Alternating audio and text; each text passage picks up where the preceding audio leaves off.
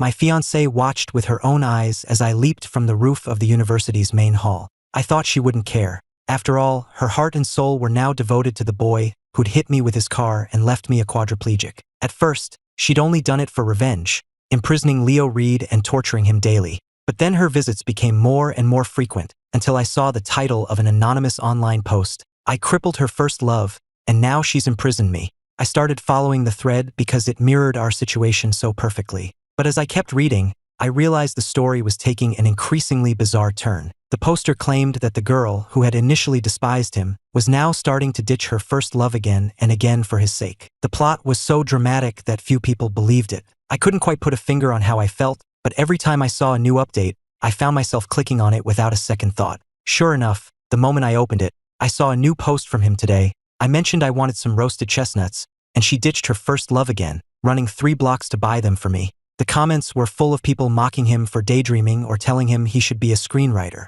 I stared at the screen for a moment before quietly turning it off. When Chloe returned, it was nearly dark. As she walked into my room, she was holding a bag of steaming hot roasted chestnuts. The color drained from my face. "What made you think of buying these?" Chloe didn't seem to notice my reaction. She thoughtfully peeled one for me and said with a gentle smile, "I just saw them and thought of you. Weren't these your favorite back in college?" I opened my mouth and ate the chestnut she offered. After swallowing, I couldn't stop myself from asking, "How is Leo doing? You're not planning on letting him go, are you?" Chloe's expression remained unchanged. "He has a lot to answer for. I won't let him off that easily. Ethan, I'll make him suffer for what he did to you." In the days that followed, the anonymous thread continued to update. Each new post was another coincidence that left me feeling increasingly uneasy. That weekend, Chloe noticed I'd been distracted and, assuming I was feeling down, canceled all her plans to stay home and watch a movie with me. Halfway through the film, her phone rang.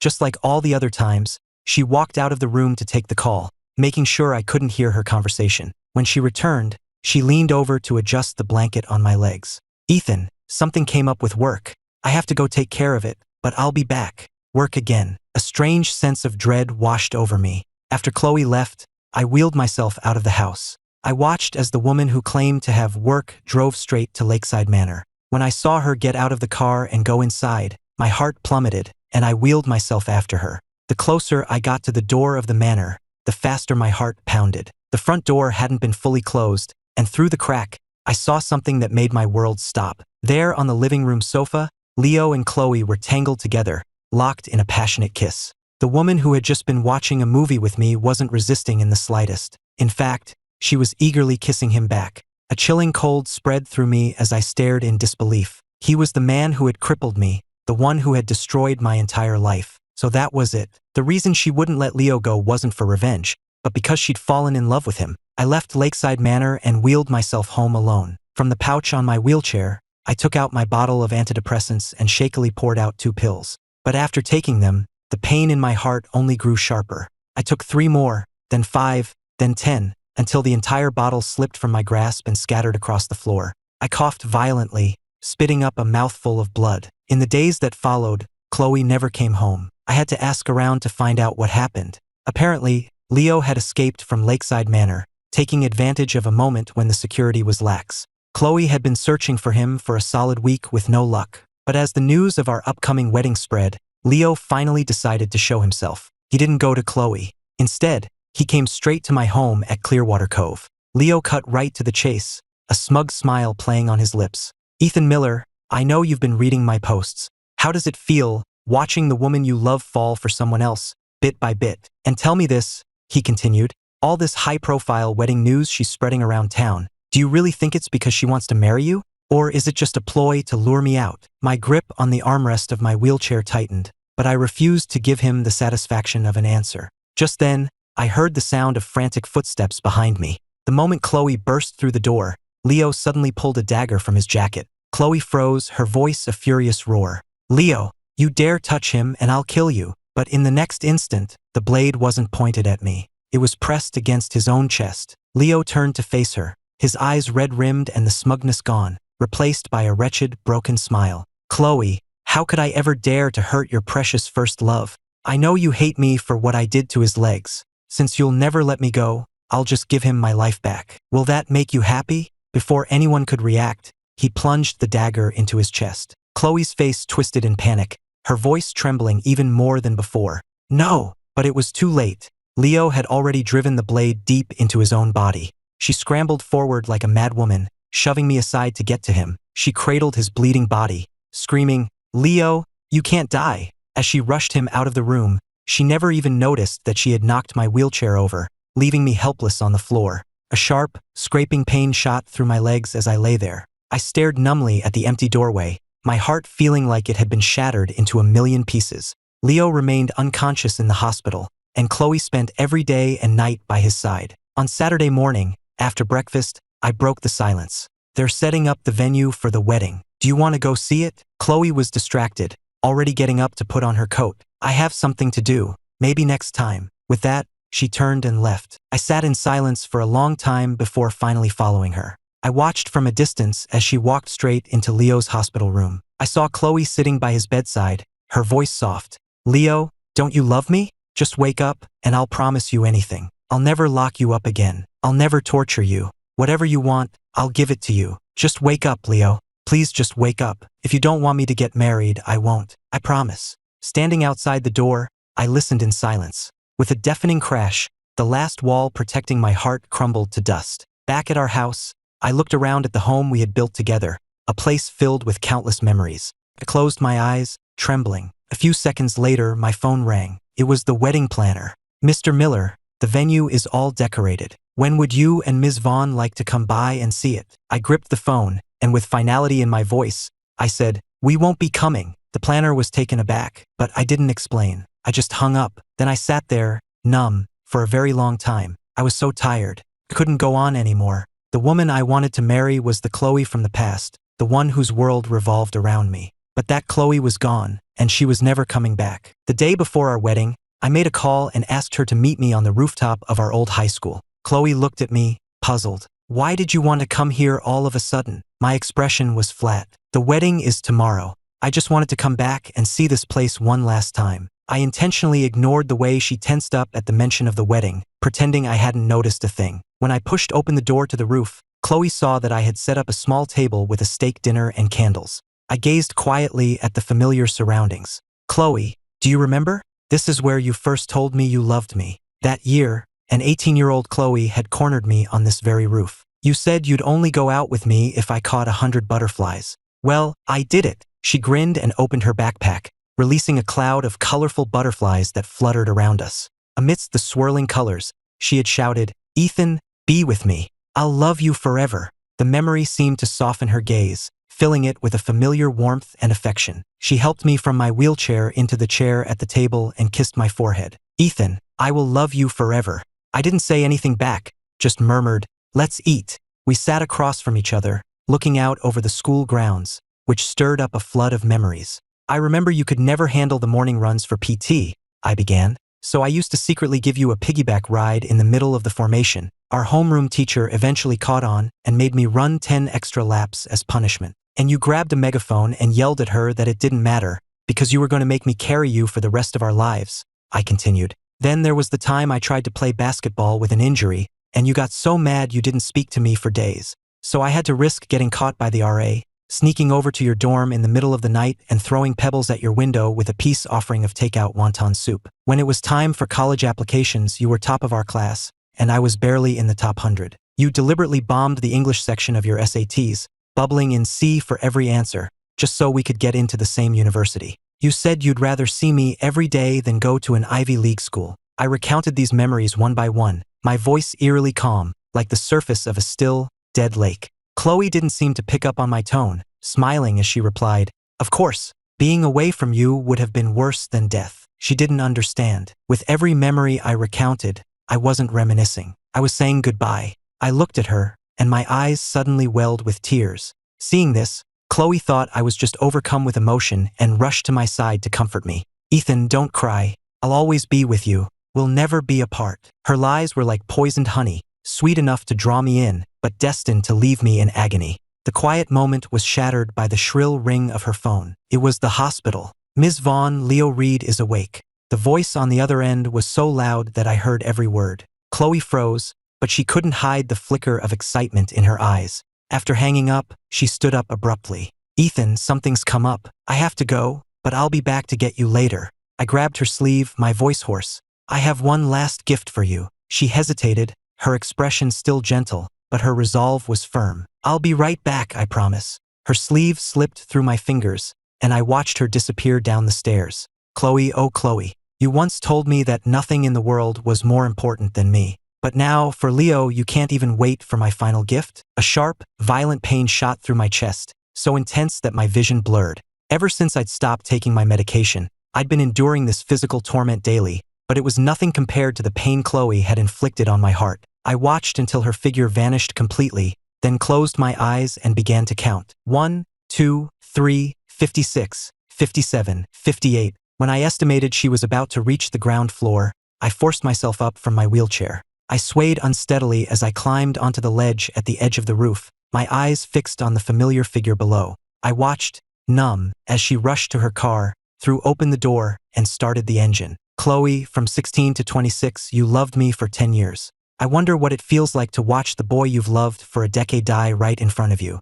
It's a shame I'll never get to see the result, and I don't want to know. This life has been too exhausting. I don't want to come back for another. I smiled, closed my eyes, and at the exact moment her car began to move, I spread my arms and leaped. There was a sickening thud as my body fell from the sky, landing directly in front of her windshield. Blood splattered across the glass as screams erupted from all around. Someone jumped. He's dead. Ethan, are you okay? My head was splitting. I felt myself sinking into an endless darkness. So this is what it's like to be dead, I thought. No heaven, no hell, just an infinite void. Who was calling my name? I saw a pinpoint of light in the distance. Was that the path to heaven? I started running toward it. Suddenly, my eyes flew open, and I was surrounded by blinding light. The sunlight was so bright I had to squint. Someone was in front of me, shouting my name frantically. I could feel arms around me, and the sound of a crowd buzzed in my ears. The voice calling my name was so familiar. I forced my eyes open and finally focused on the person in front of me.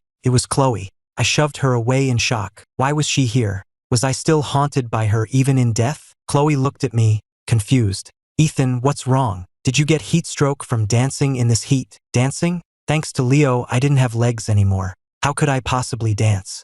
Wait, something wasn't right. I took a closer look at my surroundings. The place was familiar, and I recognized the people around me. I was at the university. The people with me were all members of the dance team, including Chloe. Then I looked down at my own body. My legs were there. They were whole. I shot to my feet, jumping up and down. When I confirmed they were perfectly fine, I burst into tears of overwhelming joy. I must have been reborn to a time before Leo's car crash. I looked around. This was the pre-graduation showcase, the last time I had ever danced in my previous life. In less than 3 days, Leo would hit me with his car. I would lose my legs all over again. I couldn't let that happen. I would not make the same mistake twice. I looked at Chloe's worried face, remembering how she had abandoned me for Leo just moments ago in my memory, and I sneered internally. Chloe, in this life, I'll let you have what you want. You can go be with your precious Leo. As for him, he'd better not try to hurt me again, because if he does, now that heaven has given me a second chance,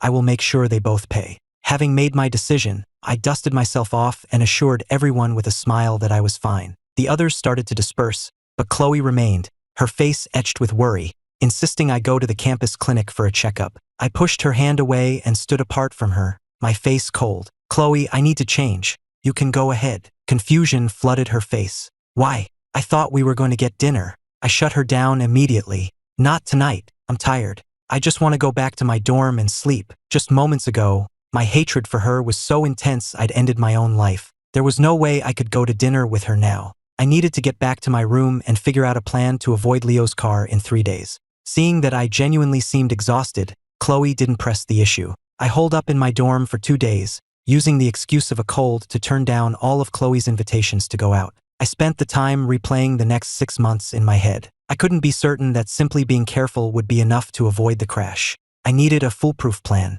not just to prevent the crash, but to be ready in case it was unavoidable. I couldn't let those two destroy my life again. In my past life, the crash happened tomorrow morning, right in front of the Southside Dining Hall. It was on a tree-lined road with little foot traffic. That's why that psycho Leo was able to not only hit me, but reverse the car and run over my legs again. crushing them so badly they had to be amputated. Just thinking about it sent a phantom pain shooting through my limbs, a memory of agony I could never forget. After much thought, I decided to go to the Northside Dining Hall instead. It was right across from the library and close to the main academic building. The road was just as wide, but it was always crowded. Surely Leo wouldn't dare try to run me down in front of so many people. But I forgot one crucial thing. Leo was insane, and you can't apply logic to a madman. He really did dare. The moment I approached the dining hall, I felt something was off. That road was always a no-parking zone because of the heavy foot and vehicle traffic. But tonight, 2 black cars were parked in the shadows of the trees in front of the library.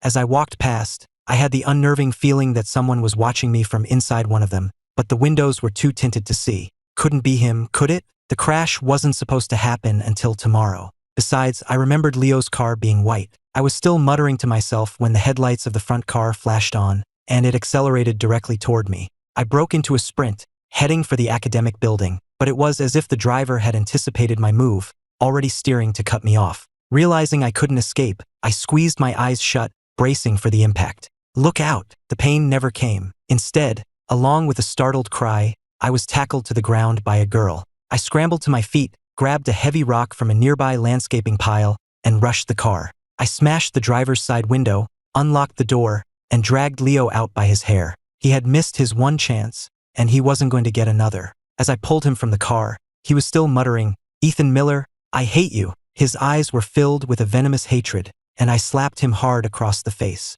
He fought back immediately, and we started brawling right there on the pavement, neither of us holding back. A crowd of onlookers had gathered, but none of them dared to intervene. The girl who'd saved me watched for a moment, but when she saw Leo grab a shard of broken glass from the ground and lunge at me, she finally jumped in and grabbed him. I was so enraged I lunged at him again, and she was struggling to keep us apart when Chloe showed up. Seeing that reinforcements had arrived, the girl shoved Leo towards Chloe, then quickly spun around and wrapped her arms around my waist, pulling me back. She couldn't help but laugh. "Wow, what's the history between you two? That was intense." Her words seemed to drain all the fight out of me. I let her hold me, my head hanging low. "I don't know what his problem is with me," I said, exhausted. "But he and I have a blood feud. Didn't you see him? He just tried to kill me with his car." The girl let go of me and helped me over to the steps of the academic building. As I sat down, my eyes were still glued to Chloe and Leo, who were now arguing fiercely. The girl chuckled softly. "Let me guess.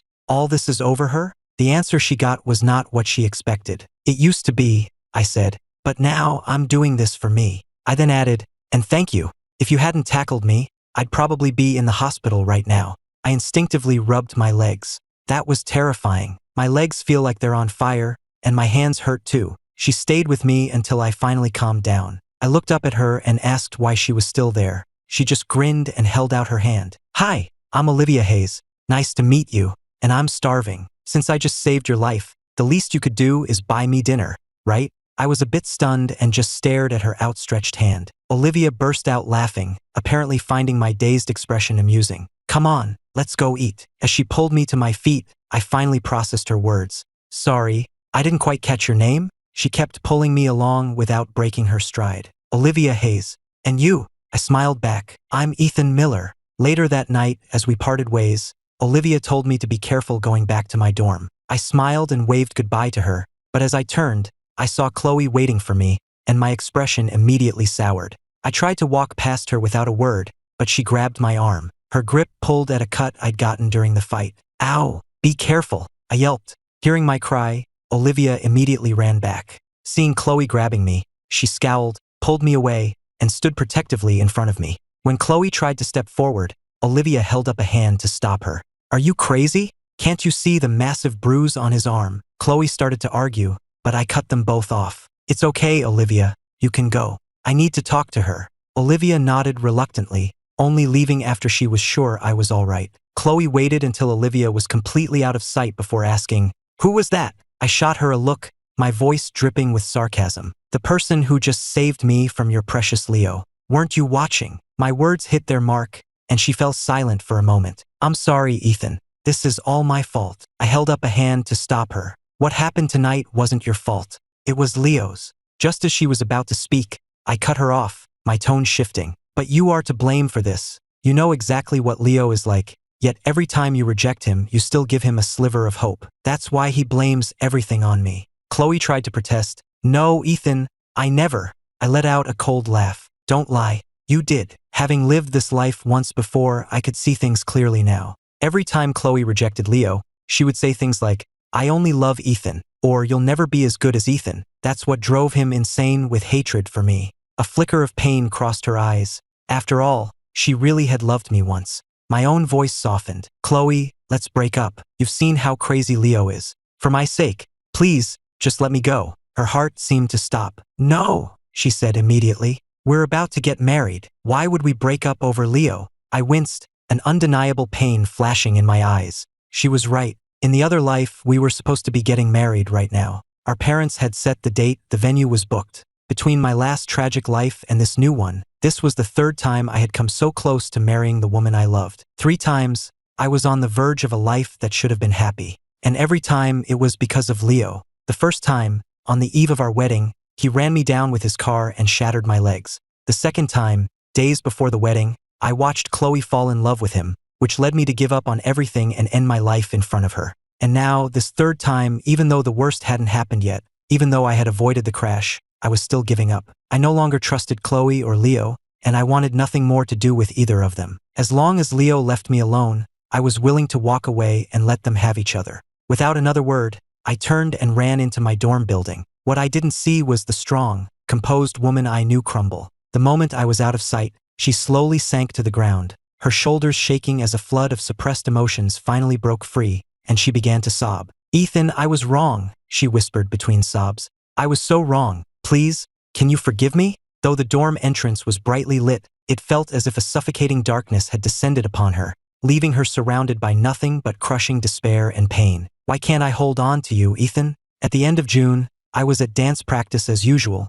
but today was the dress rehearsal on stage. I was in the changing room when I heard a commotion of cheerful voices outside. When I came out, I was surprised to see Chloe. She had placed a bouquet of flowers at my spot in the studio and was handing out bubble tea to everyone on the team. I felt nothing. We were broken up. This was just a waste of her time and energy. One of the guys on the team grinned. Ethan, get over here. Your wife brought you flowers. Another chimed in, yeah man, if she's doing all this for a rehearsal, I can't imagine what she'll do for the final performance. I ignored their comments, put my street clothes in my locker, and slowly walked over. I stood beside Chloe and offered a polite smile. Thanks. She looked taken aback. Ethan, I cut her off. But Chloe and I have already broken up. I turned to the girl who had just spoken. So you were mistaken. She's not my wife. A wave of shocked murmurs went through the room. No one had known we'd split up. Chloe frowned at me. Ethan, come outside with me. She tried to pull me by the arm, but I shook her off. There's no need. We're just friends now.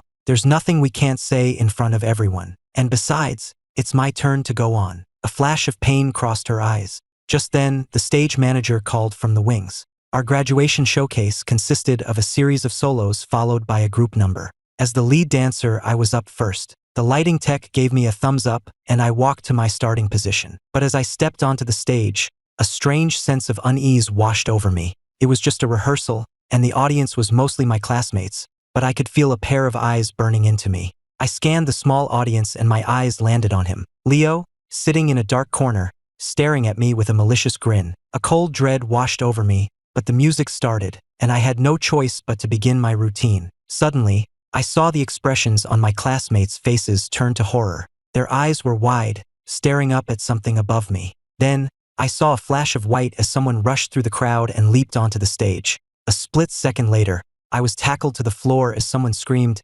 Ethan, look out! I turned my head in disbelief. Right where I had been standing a moment before, a heavy stage light had crashed down, splintering the wooden floor and leaving a deep crater. The person who had saved me was Olivia. The falling fixture had grazed her leg, and shards of broken glass from the bulb had embedded themselves in both our calves and ankles. The stage was a wreck. Staff and students swarmed around us. Olivia, seeing my stunned expression, kept asking if I was okay, but then her eyes followed my gaze out into the audience. She saw him, the same guy who had tried to run me down, the one I'd fought with. Leo shot us a look of pure disgust before turning and walking out of the auditorium. And right behind him, chasing after him, was Chloe. I stared after them until they were gone. Then I finally seemed to snap out of it. I turned to look at Olivia, and then everything went black. My classmates carried me to the campus clinic. The doctor sighed as he cleaned my wounds and pulled out the glass shards. This kid has the worst luck. First the close call with the car that sprained his wrist, and now this.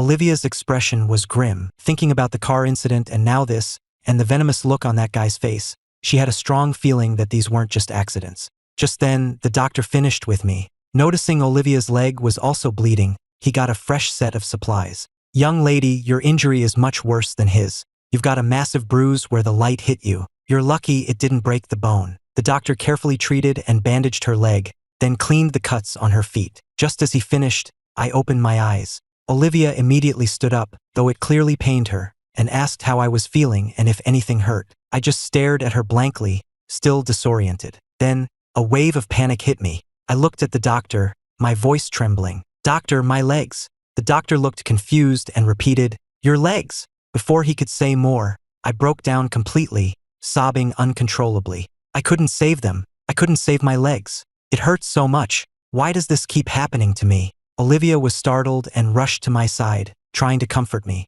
"Ethan, is it your legs that hurt? Or is the pain somewhere else?" Even the doctor was taken aback. "It shouldn't be that painful. Are you sure you didn't injure something else when you fell? The cuts on your legs are just superficial." His words snapped me back to reality. I looked at him, then at Olivia, and finally realized I was in the campus clinic. I threw back the blanket and saw my legs, bandaged but whole and completely intact. A wave of relief washed over me, but Olivia had noticed something was off. She helped me sit up, her usually gentle expression now serious. "Ethan, you seem terrified of something happening to your legs. You were the same way after the car incident. Can you tell me why?" Olivia knew there had to be more to the story. I just stared at her. Had I been that obvious? Could I really tell her the truth? And even if I did, would she ever believe me? The concept of being reborn was so outlandish it sounded like something from a novel. Sensing my hesitation, Olivia didn't press me. She just waited quietly, knowing that I would tell her when I was ready. In the end, I just shook my head. "I'll tell you some other time. Can you help me get back to my dorm?" The doctor, who had been quiet until now, chimed in. "She's hurt worse than you are, and you want her to escort you?" His words reminded me. She had taken the brunt of the impact from the falling light, while I had only been hit by some flying glass. I moved to check her leg, but Olivia stopped me. "Hey, it's fine. You can't just go lifting a girl's skirt, you know?" Her teasing made my ears turn red, but I also felt a pang of guilt. This girl, a practical stranger, had saved my life twice now, and had even gotten hurt in the process. "I'm sorry," I said quietly. Olivia ruffled my hair. "Don't worry about it. It doesn't even hurt that much." When I still didn't look up, she grinned and pushed herself to her feet. "If you really feel that bad, you can make it up to me by buying me dinner." She rubbed her stomach, her eyes crinkling at the corners. "I skipped lunch today, so I'm starving. Let's go eat." I nodded, feeling a bit embarrassed. I was the one with the minor injuries, yet she was the one taking care of me. I decided then that I would tell her everything when the time was right. After all she'd done, she deserved to know the truth. The decision made me feel lighter. I looked up at Olivia. "Okay, let's go eat." We helped each other out of the clinic, and as we stepped outside, we ran right into Chloe, who had apparently come to get me. "Ethan, I came to take you back to your dorm," Chloe said, her eyes flicking down to where my arm was linked with Olivia's. Olivia just raised an eyebrow and tightened her grip. I looked at Chloe coldly and pulled away as she reached for me. "I don't need your help. I can get back on my own." Chloe pulled her empty hand back, a flicker of anger in her eyes. "Ethan, listen to me. You're hurt. Let me take you back." I was just as blunt. I said no. "Chloe, where were you when it mattered?" A bitter smile touched her lips.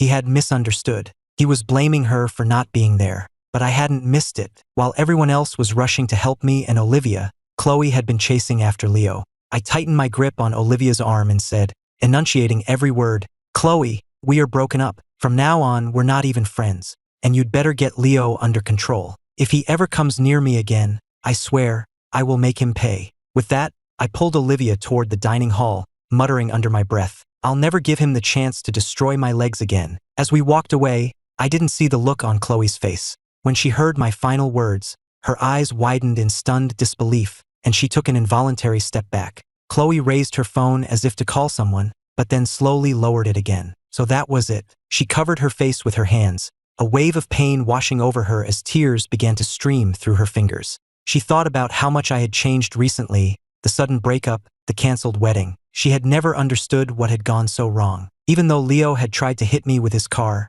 I hadn't been hurt. Yet I had been so adamant about ending things, as if I were a completely different person. At first, she thought I was just shaken up. Then she thought it was because of Olivia. But none of that mattered. She was willing to wait for me to come around. But my words just now, they made everything click into place. No wonder I had looked at her like she was my mortal enemy when I came to after fainting that day. No wonder I was so desperate to break up, to sever all ties with her and Leo. No wonder I had been so cold and sarcastic. No wonder nothing was the same anymore. He had already lived through it all. Chloe sank to the ground, covering her face, her skin ashen. "Oh, Ethan," she thought, "I've already lost you." It was already too late. The truth was, Chloe had been reborn a little while before I was. In that other life, as I was preparing to jump, she had been frantically driving to find Leo. She never imagined she would watch the man she loved die that way, right before her eyes. Every time she remembered that moment, she felt like she couldn't breathe. She couldn't explain her actions that day,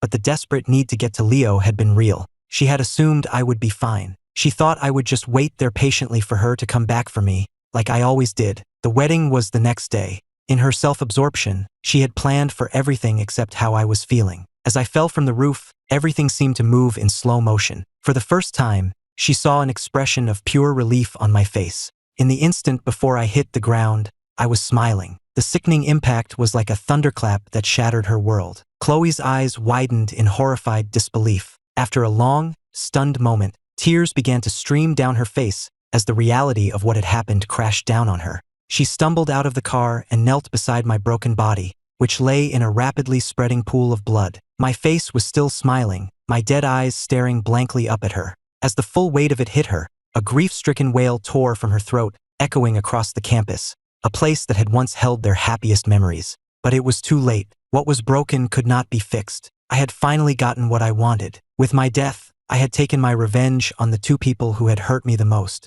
From that day on, it was as if Chloe's soul had left her body. When I was alive, even though she hated Leo, in the process of torturing him, she had found herself drawn to the fire in his eyes. She had become obsessed with the madman, refusing to admit his influence over her, yet unable to let him go. My death was the shock that finally woke her up. She finally let Leo go, just as I had begged her to do so many times. After that, she paid him no mind, no matter what he did to get her attention. When I died, a part of Chloe died too. She knew she had been wrong, and she spent the rest of her life trying to atone for it. She took care of my parents, treating them with more care and devotion than she did her own. In the years that followed, my parents often said that I had been lucky to have her. But only she knew the truth. If I had never met Chloe Vaughn, I would have had a brilliant future. I would have been happy. But because of her, I lost everything. My dream of being a dancer, my health, and in the end, even her love. That's why I chose to jump. It was my final act of revenge against her. Years later, Chloe, who never married, would stand before my grave and repent, over and over. But she would never get a response. No matter how many times she said she was sorry, the boy in the photograph on my headstone just kept smiling. She would never receive my forgiveness. Then one day, she went alone to the rooftop of our old high school. Standing on the edge, she wanted to understand what I must have felt. How could someone who was so afraid of pain have made that final, decisive leap? The moment she stepped onto the ledge, she understood. Her Ethan had been so utterly consumed by despair that all he wanted was release. Thinking of me, Chloe stepped off the edge, plunging into the air as if she were leaping into the arms of her beloved. "Ethan," she whispered, "I'm coming to find you." She braced for the impact, but the pain never came. She opened her eyes and found herself in her old college dorm room. Her phone was ringing off the hook. She picked it up and saw my name on the screen. Dazed, she answered, only to be met with my annoyed voice. "Are you coming or not? I've been waiting for you at the bubble tea place forever." Chloe was still confused. "Come where?" That made me even more annoyed. "You forgot? You have 5 minutes. If you're not here by then, don't even bother." And with that, I hung up. As the dial tone buzzed in her ear, she heard her roommate laughing. "You'd better hurry. If you don't go, he's going to break up with you." Hearing that familiar voice, Chloe looked at the date on her phone and realized with a jolt that she was back at the beginning of her senior year of college. She had been reborn. Chloe threw on her clothes and rushed out the door. She knew this was a second chance. This time, she would love me right. This time, she wouldn't let anything hurt me. Armed with the knowledge of her past life, Chloe understood me better than ever, and our relationship was even sweeter than before. That is, until Leo reappeared. In this life, he was just as obsessed, if not more so. Chloe did everything she could to keep him away from me, but the man was ruthless and slippery. She hired people to watch him, but he always managed to get through. The real surprise for her, however, was me. I had changed. I, who had always been gentle, had gotten into a public brawl with Leo, and there was another girl with me. The moment Chloe arrived on the scene, she made sure I was okay, and then she had Leo taken away and locked up. When she came back to find me, I was gone. She had no choice but to wait outside my dorm. What she didn't expect was to see me returning later, laughing and joking with the other girl. What she expected even less was for me to break up with her. Chloe assumed I was just scared and angry, so she agreed, but she continued to act like my girlfriend, treating me with the same love and care as always. She thought I would eventually come around. Then came the day of the rehearsal and Leo showed up again. Her first instinct was to grab him, to stop him from trying anything. But she never imagined that the psycho had planned ahead. The moment the light began to fall, her heart stopped. She pushed through the crowd, running desperately toward the stage, but someone else beat her to it. It was Olivia again. Seeing that I was okay, just shaken and with a few scrapes, Chloe didn't come any closer. Instead, she turned and ran after the madman who was trying to flee the scene. This incident made her realize that she couldn't afford to be careless with him for even a second. After they finally caught Leo, Chloe had him locked in the basement of the Vaughn family's estate. It was far more secure than Lakeside Manor, with round-the-clock guards. She was determined to never give him another chance to hurt me. In this life, she just wanted her Ethan to live the happy, successful life he was always meant to have. But when she finally found me, I was with Olivia, and she couldn't help the pang of jealousy she felt. But when she heard me say, "I'll never give him the chance to destroy my legs again," a chilling realization washed over her. An indescribable bitterness filled her heart, as if her blood had turned to ice in her veins. The feeling was overwhelming. She had thought being reborn was a gift, a chance from heaven to make amends to the person she had so deeply wronged. But now she realized it was a punishment. Would Chloe Vaughn ever have a chance at happiness again? My leg injury forced me to take a break from practice, so I spent a few days resting in my dorm. One morning, I woke up thinking about a certain place. Now that things were different, I wanted to see it again. I got dressed, and just as I was about to leave, I decided to call Olivia. She picked up after a few rings. I hesitated for a second. "Olivia, could you come with me somewhere? There's something I need to tell you." She agreed without a moment's hesitation. I heard some rustling on her end, like she was getting dressed. "Ethan, stay in your dorm," she said. "I'll come to you. We can't risk that guy trying something again." So she had figured it out. I smiled and agreed. We drove to the old high school Chloe and I had attended, and I led Olivia up to the roof. With each step I took toward the rooftop door, the tension that had been coiled in my stomach began to unwind. I clutched my chest, my heart aching, as I approached the place that held both my happiest and most desperate memories. I walked to the ledge, the very spot from which I had jumped.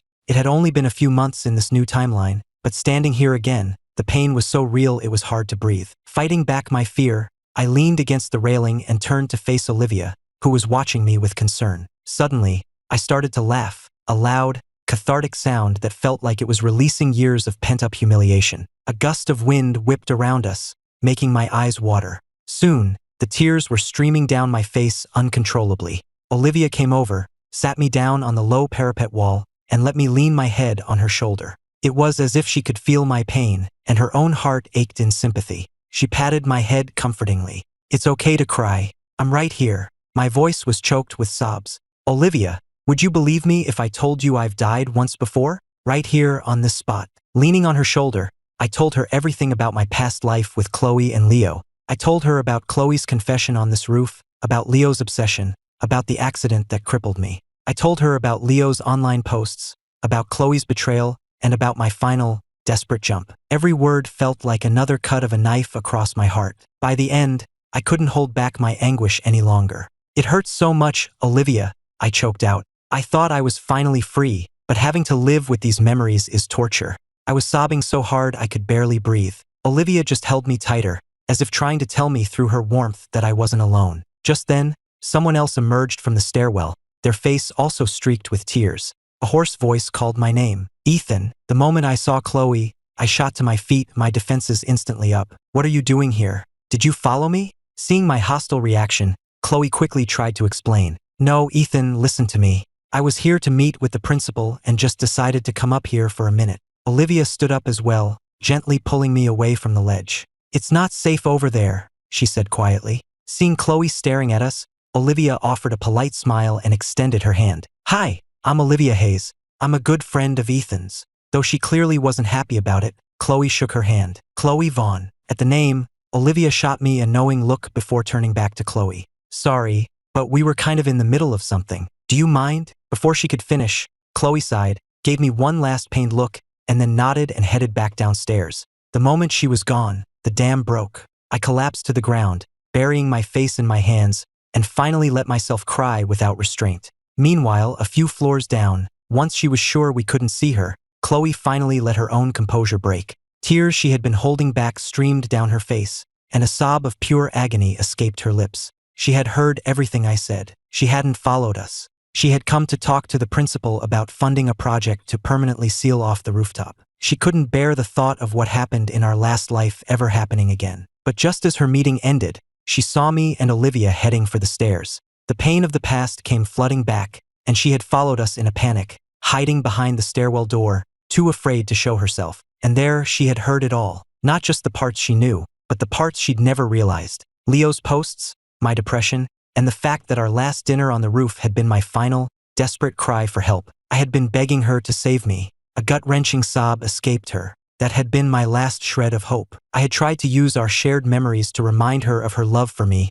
to pull me back from the brink. And what had she done? She had left me there alone to go to the very man who had caused all my suffering. I'm so sorry, Ethan, she wept. I was so wrong. Olivia stayed by my side in silence. Inwardly, she was reeling. She had assumed Leo and I were just rivals, fighting over a girl. That's why she hadn't thought much of it when I told her I was fighting for myself. Now she understood the world of pain that had been behind those words. And she finally understood why I was so obsessed with protecting my legs every time Leo came near. This was the blood feud I had told her about. No wonder I was so terrified. An overwhelming sense of protectiveness washed over Olivia. She smiled, trying to lighten the mood. Well, to celebrate Ethan's new lease on life, my treat. Let's get some good food. I looked at her, surprised. One moment she was looking at me with such concern, and the next she was cheerfully suggesting dinner. But strangely enough, her infectious optimism worked. It was as if the weight of the past had lifted, and the only thing that mattered was getting something good to eat with her. Sometime later, it occurred to me that I hadn't seen Leo around at all recently.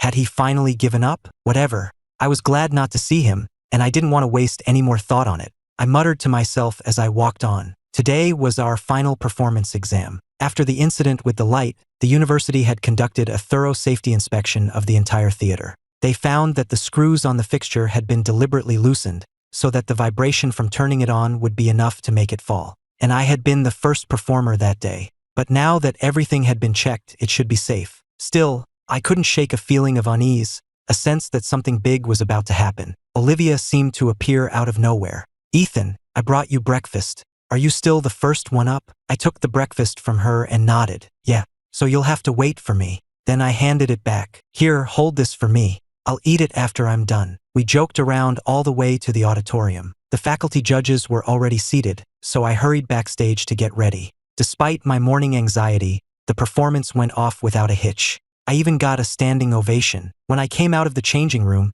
Olivia was waiting for me by the door. But she wasn't alone. Chloe was there too, holding a bouquet of flowers. Ethan, she said, congratulations. I hadn't seen her in a long time. After that day on the roof, she had been avoiding me, unable to face me. But she hadn't wanted to miss my final performance, so she had come, bringing my favorite flowers. I took the flowers, my implication clear. Thanks, but we're about to go get something to eat. Chloe forced a smile. You two go ahead. I have to be somewhere anyway. Olivia tried to hide a smile. It was mean, she knew, but the poor girl had been shot down before she could even say anything. She handed me the breakfast she'd been holding all morning. It's probably cold by now, but you should eat something. We can get real food later. I handed the flowers to Olivia and took a huge bite of the breakfast. I'm starving, I said, my mouth full. I grabbed Olivia's arm and started walking, steering us around Chloe. She silently stepped aside to let us pass, hiding the hot breakfast she had brought for me behind her back. She knew me so well. She knew I never ate before a performance, so she had brought my favorite breakfast to have afterward. But the first thing she had seen upon arriving was Olivia, already there, breakfast in hand. A small, self-mocking smile touched Chloe's lips. It really was too late. She stood there for a long time, watching us until we disappeared from view. She was only snapped out of her trance by her ringing phone. It was her assistant, her voice frantic. "Ms. Vaughn, I'm so sorry.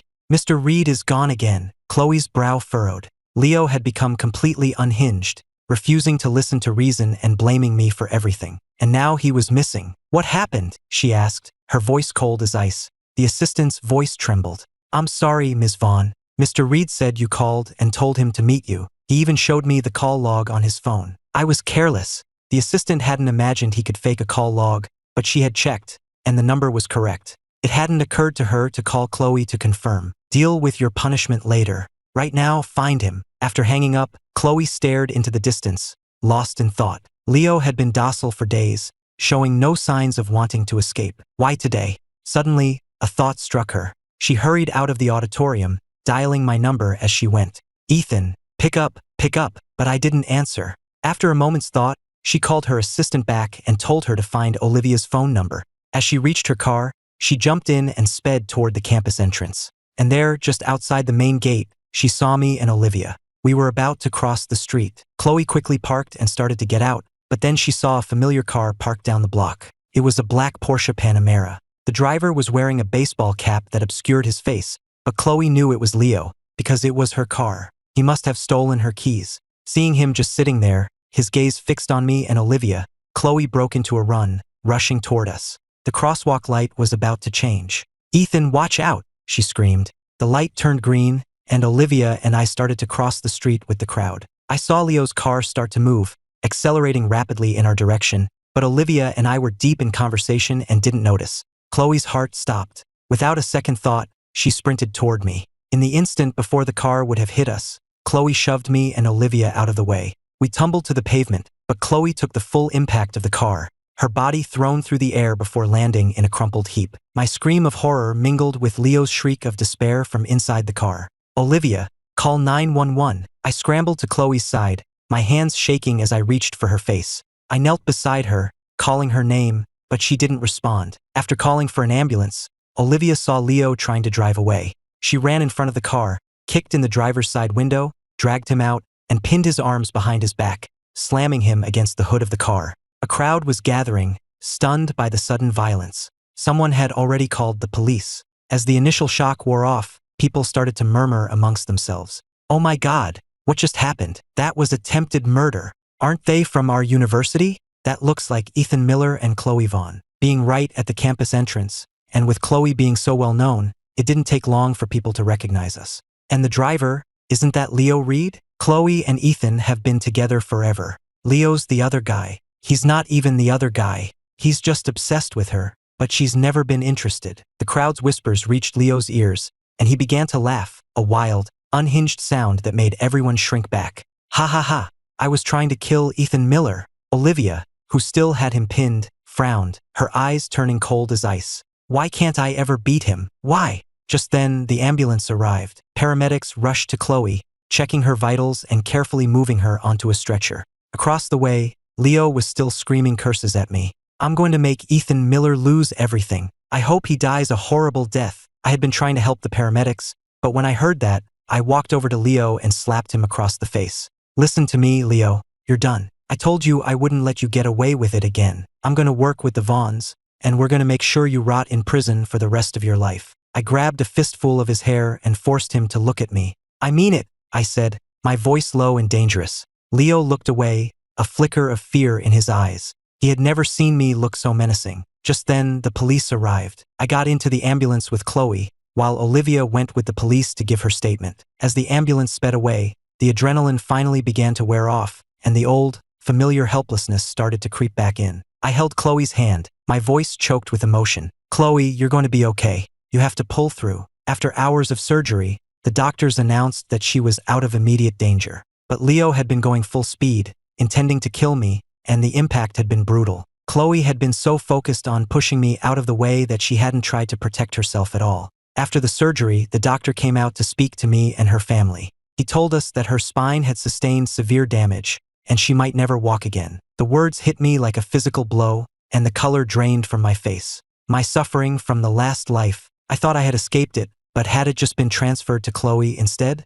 Her mother, Eleanor Vaughn, nearly fainted, sobbing in her husband's arms. "Our Chloe, She's so young. What is she going to do? How could this have happened? Chloe's older sister, Jessica, asked, why would Leo do this? Why would he hit Chloe with his car? My voice was hoarse as I choked out the words. He wasn't trying to hit her. He was trying to hit me. She saved my life. Jessica stood in silence, at a loss for words. She knew her sister, that foolish, wonderful girl. If I had been the one lying in that hospital bed, Chloe would have been in 100 times more pain than she was now. She remembered a call from 6 months ago. Chloe had asked her to find someone named Leo Reed. At the time, Leo hadn't even entered our lives yet, and Jessica had been curious, wondering if her sister had a secret new boyfriend. But what had her foolish sister said? She had claimed to have had a dream about a man named Leo who would become obsessed with her and try to hurt me. Jessica had thought the reason was absurd and had been reluctant to waste resources on it. But Chloe had insisted. Jess, I know it sounds crazy, but if there's even the slightest chance it's true, I can't risk anything happening to Ethan. So Jessica had agreed to look into it. And to her surprise, Leo Reed was very real. After that, Chloe had people keeping an eye on him, and sure enough, it wasn't long before Leo began his obsessive pursuit. From that moment on, Chloe's anxiety about my safety skyrocketed. After his first attempt to run me down, she had him locked away. Jessica had even sent some of her own people to help. They never imagined he would be able to escape, let alone come so close to killing me. Now, watching me break down in tears, Jessica didn't know what to say. There was no one to blame, and yet her heart ached for her reckless, loving sister. Seeing that I was covered in Chloe's blood, she asked gently, "Are you hurt? Do you need a doctor to look at you?" "No, Jessica, I'm not hurt," I started to say. "I'm just..." Before I could finish, the world went black, and I collapsed. Luckily, Jessica was there to catch me. "Ethan, what's wrong?" When I woke up, I was in a hospital bed. Eleanor Vaughn was standing beside me. "Ethan," she said gently, "you passed out from low blood sugar. You're on an 4 drip now. When you're done, you can come with me to see Chloe." "Mrs. Vaughn is Chloe." My eyes filled with tears, and my voice broke.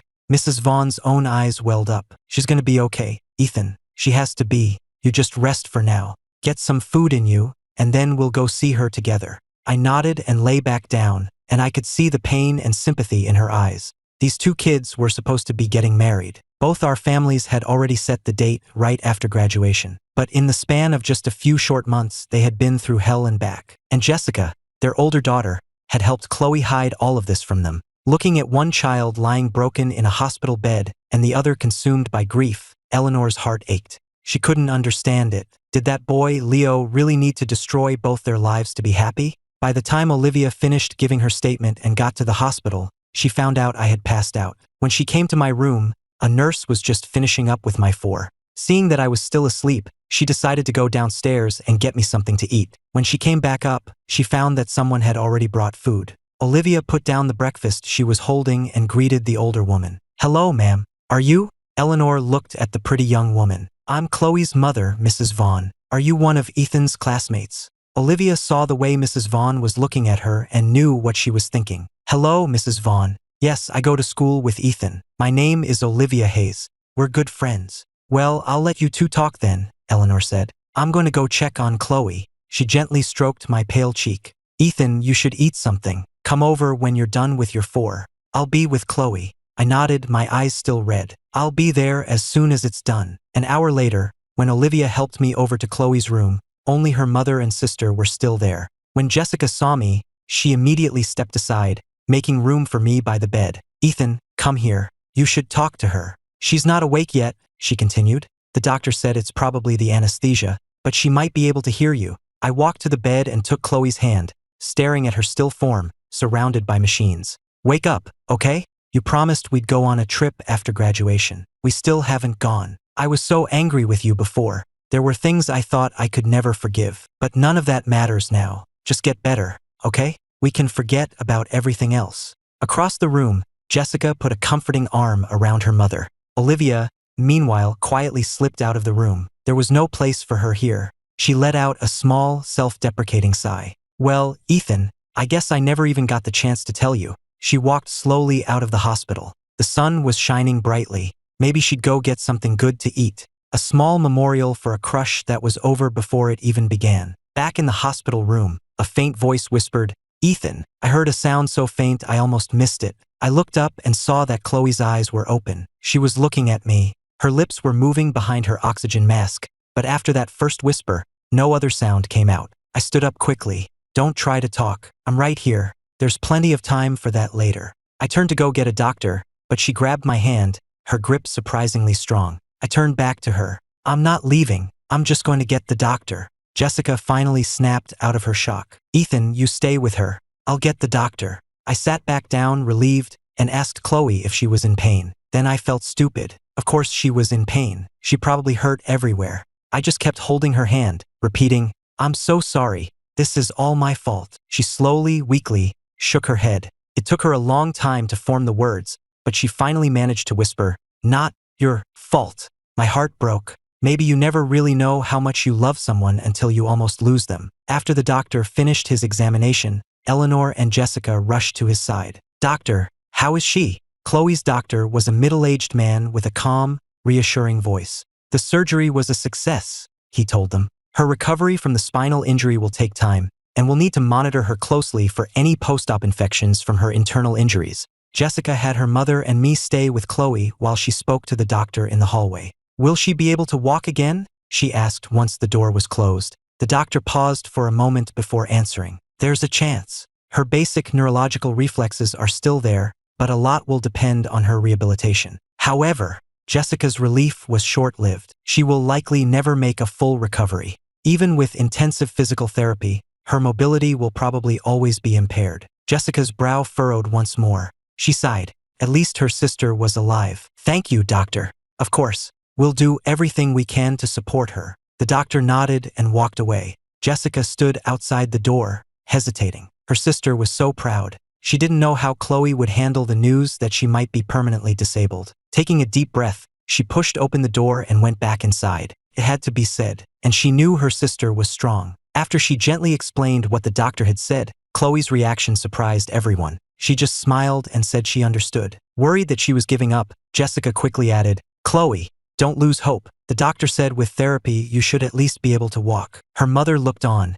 her face filled with worry. Chloe's voice was still weak, but her words were firm. Mom, Jess, I'm not giving up. I feel lucky to be alive, to still be here with you all. She glanced down at my hand holding hers. And I still have Ethan. In that moment when she had pushed me out of the way of the car, she had thought that if this was how her life ended, it would be enough. Maybe this was the reason she had been reborn. She owed me so much from our last life, a debt she could never repay. If she could save my life this time, she could finally be at peace. She never imagined she would survive, that she would get to see her Ethan again and feel his love for her. This was more than she could have ever hoped for. How could she dare to ask for more? Besides, when I had lost my legs, I had still found the strength to live, to stay by her side. It was her mistakes that had driven me away. So now, as long as she could be by my side, what did it matter if she never fully recovered? This was a gift. Of course, she would work hard in therapy. She would do whatever it took to be able to be with me.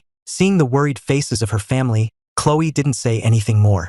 Time would heal her, and time would show them her resolve. Even though Chloe was awake and recovering, I had no intention of letting Leo off the hook. The man had tried to kill me multiple times and showed no remorse. I had meant what I said in front of all those people. I was going to make him pay. I just wasn't sure how Chloe felt about it. Even though she might not love him in this life, I couldn't forget what she had done for him in the last one. And even in this life, she had left me injured on that stage to chase after him. A bitter feeling rose in my chest. What if she did love him? The thought brought all the pain and sorrow of my past life rushing back. I fell silent, staring at the floor, unable to look at her. Chloe sensed my change in mood. Ethan, what's wrong? She asked, a note of anxiety in her voice. It had been almost 2 weeks since the accident, and I had been by her side every day, telling her stories and bringing her treats. I hadn't been this withdrawn since she woke up. I looked up at her. I was just thinking that you're in this bed because of Leo. I'm not going to let him get away with it. She squeezed my hand. Don't worry, Ethan.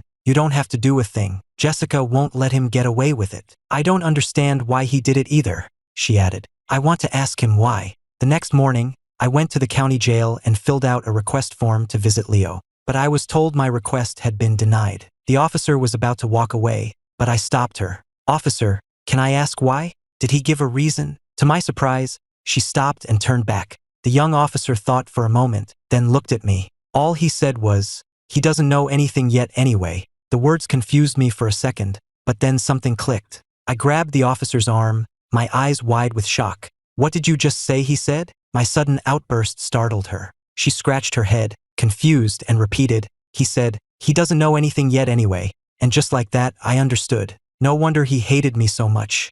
Excuse me, I said to the officer. Could you please try one more time? If you show him this note, I guarantee he'll see me. Please. Seeing how earnest I was, the officer agreed. I quickly scribbled a sentence on a piece of paper and handed it to her. Just as I had expected, a few minutes later, I was granted a visit. We sat on opposite sides of the partition glass. Leo glared at me. Ethan Miller, what the hell did you mean by that note? I just looked at him with disdain, ignoring his hysterical rage. My calm demeanor always drove him crazy. He hated how I could act so aloof, while also playing the victim to make Chloe do anything for me. When I didn't answer, he slammed his hand on the table. I'm asking you a question. What did you mean you've read, I crippled her first love, and now she's imprisoned me? I stared at him, my voice like ice.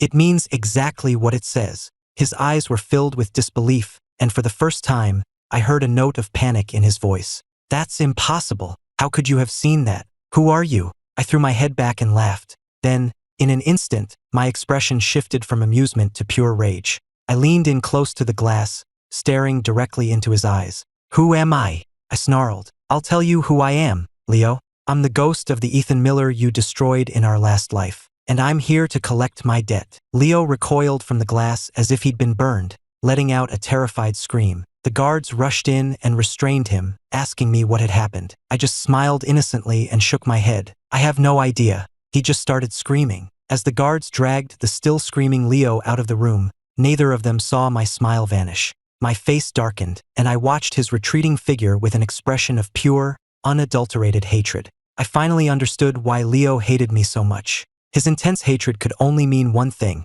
In our previous life, he never truly won Chloe's love. I didn't know what happened after I died, but his reaction told me a lot. First, Chloe definitely didn't end up with him after I died. I had suspected as much even before I jumped. Even if she had developed feelings for him, I knew that what we had was different. I had chosen to die that way on purpose. I hated them both, and I wanted to scar Chloe for life. I knew my death would haunt her forever. Second, I was almost certain that Leo's life after I died was a miserable one, and that Chloe was not a part of it. If he had spent the rest of his life with her, knowing what he knows now, he would have lorded it over me. He would have gloated about how he was the one who got to be with her in the end. But there was none of that. When he saw me today, his eyes were filled with shock, fear, confusion, and hatred, but not a single shred of triumph. I wanted to laugh at how pathetic he was. He had done everything, sacrificed everything, to win Chloe's love, and in the end, he had gotten nothing. And the most pathetic part was, even with a second chance, he still didn't get it.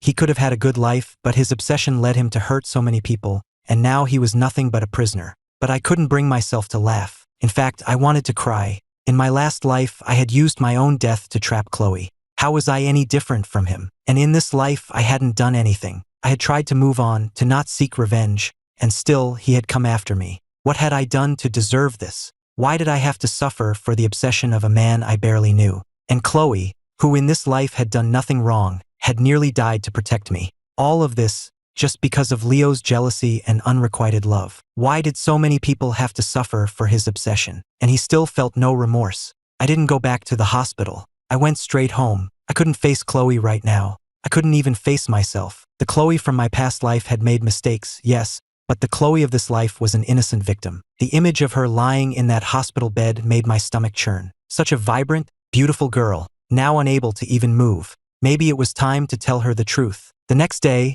I went to the hospital early. My classes were over for the semester. Ethan, you're here, Chloe said with a smile as I walked in, gesturing for me to sit by her bed. I sat down, my head bowed, lost in thought. Chloe noticed my mood. Ethan, what is it? After a moment, I looked up at her, my expression serious. Chloe, there's something I need to tell you. Seeing my gravity, she nodded, her own expression turning serious.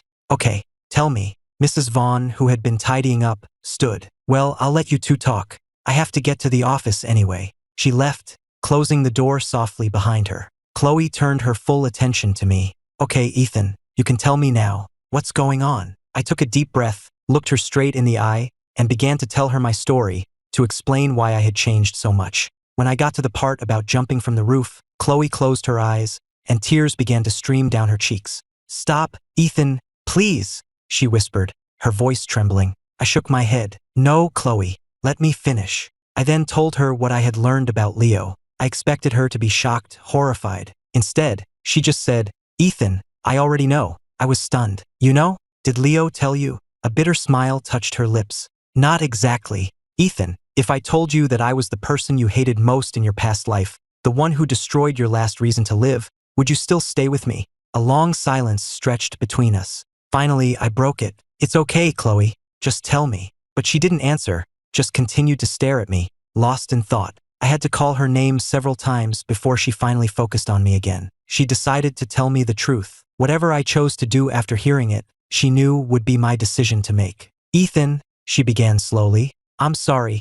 There's so much I've been hiding from you. I was afraid that if you knew the truth, you would leave me. But I realize now that you deserve to know. The truth is, I'm her. The Chloe from your past life. The one who watched you suffer, the one who watched you die. And I experienced so much more after you were gone. Her voice trembled as she told me everything that had happened after my death. My parents' grief, her own breakdown, Leo's descent into madness, and finally, her own suicide. I took an involuntary step back. I had thought she was an innocent victim in all of this, but it turned out none of us were. My hatred hadn't been misplaced after all. No matter what happened, it always came back to the three of us. Why couldn't they just leave me alone? I was so tired. Why couldn't I escape this toxic triangle? So you knew, I said, my voice flat. You knew all along that he was the same Leo. You knew he would come after me. No, Ethan, I'm sorry, she said quickly. I didn't know until after the second time he hurt you. His mental state was deteriorating, and he kept muttering things like, it's been so many times, why isn't he dead yet? The first time should have crippled him. That's when I started to suspect that he wasn't the Leo from this timeline. I confirmed it later, when I had him locked up at the estate. But after being locked up for so long, on top of the trauma of being reborn, his mind started to break. He would talk about killing you, but he'd get the details confused. He'd say he tried to run you down 3 times, then back to 3. But in my memory, it had only been twice. So you thought he was crazy? I asked. She nodded. But there was more. He kept insisting that I was supposed to fall in love with him, that in the first life, he was the one I ended up with. A wild thought occurred to me. Chloe, if we're both reborn, maybe this isn't Leo's first time either. I wasn't sure, but I remembered how in our last life, his attack on me had come out of nowhere with a sudden, desperate madness. And later, when you had him locked up, he had seemed so sure of himself. Why was he never afraid of the consequences? Maybe it was because he already knew what they would be.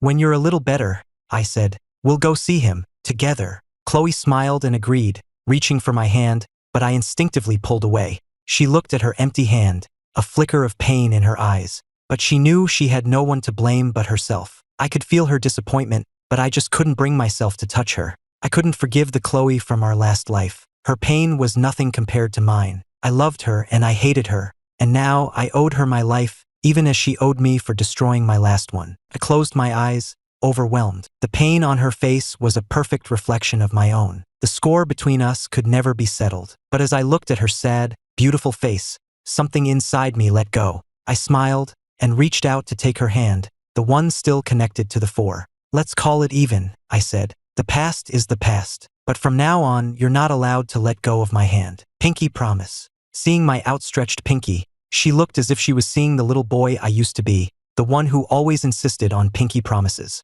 A real smile finally broke through her sadness, and she linked her pinky with mine. Deal, she whispered. I'll never let go of your hand again. With my constant care, Chloe's recovery progressed quickly. Before we knew it, autumn had arrived. Her bones had healed, and she was now starting daily physical therapy to rebuild her strength and regain her mobility. Last week, she was finally disconnected from the last of the monitoring machines, and she was even able to go outside for short periods. She was still in a wheelchair, but after being confined to a bed for months, she was thrilled. Ethan, she said one afternoon, let's go see someone tomorrow. It's time we got some answers. I knew she meant Leo, and she was right. We'll have to ask your doctor if you're cleared for a day trip, I said. Leo's sentence had actually been handed down weeks ago. The attempted murder charge was solid, and the Vaughns had pulled some strings to get evidence of his previous attacks on me admitted. They had also managed to get him an official diagnosis of severe mental illness. He was only sentenced to 5 years, but the Vaughns had arranged it so that upon his release,